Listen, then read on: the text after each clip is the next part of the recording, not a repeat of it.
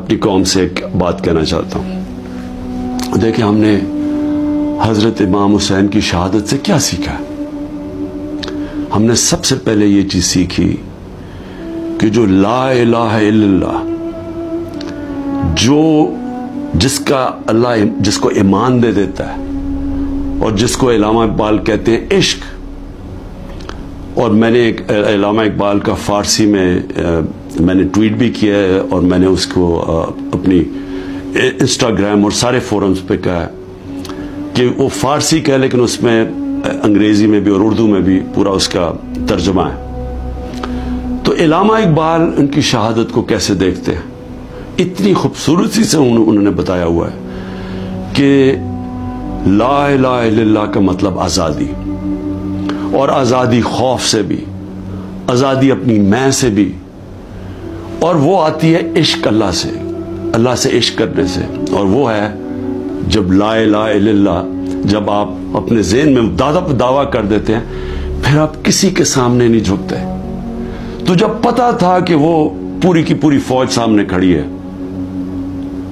پیچھے نہیں ہٹے، جھکے نہیں. اور جو ان کی شہادت تھی، جس طرح علامہ اقبال کہتے ہیں کہ صدیوں تک مسلمان جب کھڑا ہوتا تھا ظلم کے خلاف، غلامی کے خلاف، تو وہ لا الہ الا اللہ اور امام حسین، حضرت امام حسین کی جو شہادت تھی وہ ہمیشہ یاد رکھتا تھا. وہ جو پتہ ہوتے ہوئے ایک انسان کو کہ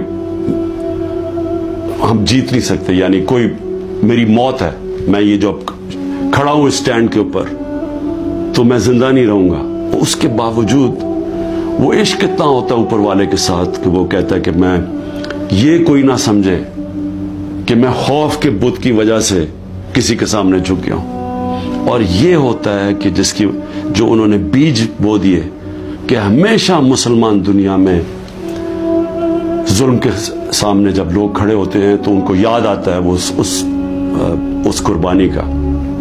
اور یہ بھی یاد رکھیں کہ یزید نے کیسے یہ ظلم ہونے دیا تھا. وہ کیوں کامیاب ہوا؟ کیونکہ کوفہ کے لوگ اتنے خوف زدہ تھے. اس نے اپنا گورنر، ظالم گورنر کو رکھا تھا، اس کے ظلم کی وجہ سے وہ اتنے سہمے ہوئے تھے، وہ اتنے ڈر گئے تھے یزید کے ظلم سے کہ وہ نکلے نہیں. انہوں نے اتنا بڑا ثانیہ اسلام کی تاریخ میں ہونے دیا اور وہ ساری زندگی پچھتاتے رہے.